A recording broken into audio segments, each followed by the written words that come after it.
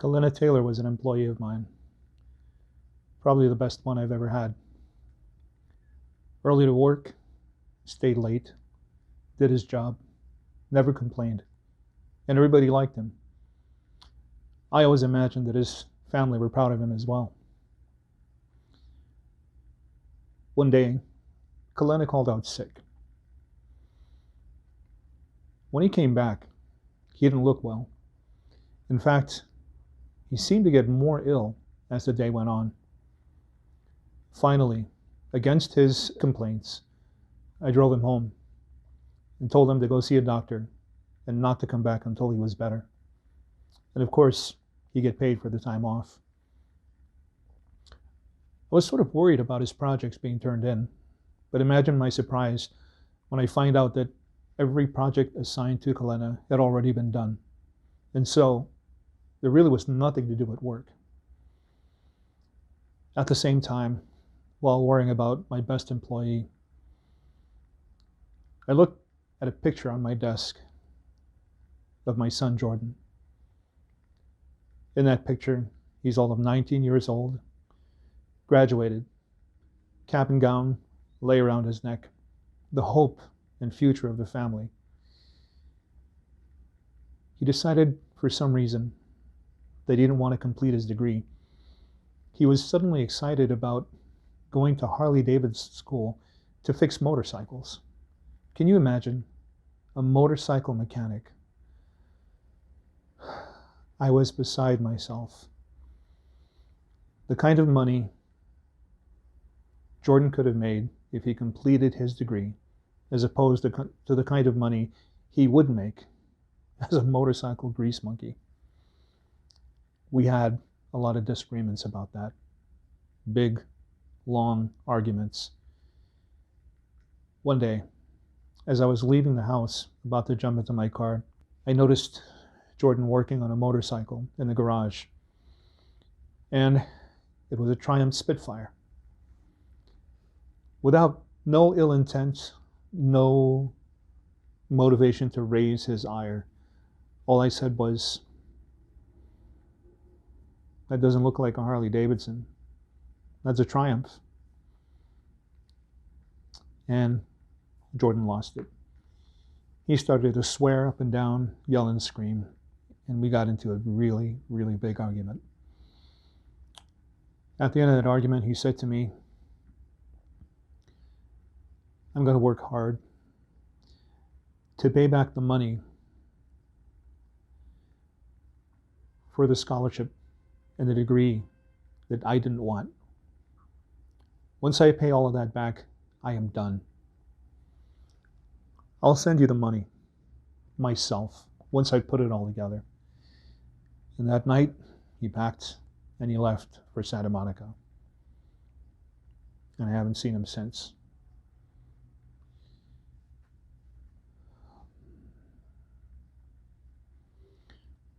When I got home, I went straight to sleep.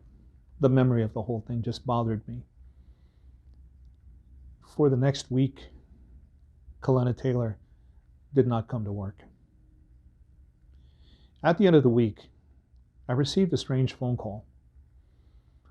"Aloha, is this Mr. Piahi?" "Yes, this is Mr. Piahi speaking." "I'm so sorry to bother you. This is Kalena Taylor." "Kalena, how have you been? You've been gone for a week. Is everything okay?"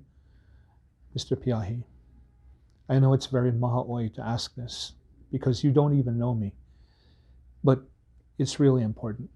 Sure. Well, what's going on?" "I need you to take me to the hospital." "Yeah." When we're at the hospital, Kalena Taylor is in a really, really bad way. He's in ICU. And because I find out later that he has no family, because he was disowned when he came out to his parents. And so I was the only next of kin that he could think of to put on the list. And that's why I was allowed to sit with him in ICU, which was sort of strange. But he was coming in and out of consciousness, sometimes very aware, sometimes not even there. But in one of those few instances when Kalena was completely in his right mind. We had a nice talk. And I told him, there's something about you that reminds me of my own son, Jordan. And Kalena says, oh, why? Is he gay too? I said, no. He's just a very good boy. Someone everyone likes. And whether he was gay or not, it wouldn't have mattered. I would have still loved him. Oh, well, you must be very proud of him. So you must spoil your grandkids all the time then. No, I said. I haven't seen him in years. And he's 32 now. Oh, Kalena said, I think that's something you should fix as soon as you can. And he sort of became drowsy and dozed off, and I did too. When I woke up, there was a doctor standing at his bedside, just looking down at him. Big, tall, 6'2", Portuguese Hawaiian, young man. And he turned around and saw me looking at him, and he nodded and said, good evening. I said, good evening, Doc. So what do you think? Is Kalena going to get better? Oh, no, the doctor said. I'm not his doctor. I just happened to be in the hospital and heard he was here. So I came to see him. Oh, well, okay. I'm actually his boss. He has no next of kin. His family disowned him from what he told me. The doctor looked at me and said, yeah, I know. How do you know? He said, by the way, sorry for being so rude. My name is Ted. I was also Kalena's one and only, his first. But it didn't work out.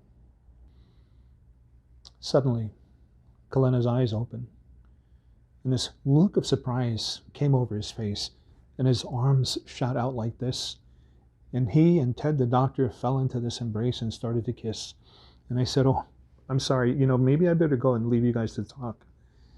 And Ted, the doctor, looked at me and said, stay. It's all right. And the next thing I knew, Ted picks up Kalena in his arms and is about to walk out of the room.